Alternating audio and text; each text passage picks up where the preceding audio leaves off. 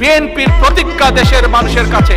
আসুন, আমাকে ভোট দিতে হবে এমন কোনো কথা নেই। আপনার ভোট আপনিই দিবেন, যাকে ইচ্ছা আপনিই দিবেন, কিন্তু আমার হাতকে আপনি শক্তিশালী করুন, আমাকে সহযোগিতা করুন, যাতে আমি আপনার ভোটের অধিকার প্রতিষ্ঠা করতে পারি। এসো ভালোবাসি দেশকে, দেশের মানুষকে, যাদের দুঃখের শেষ নাই।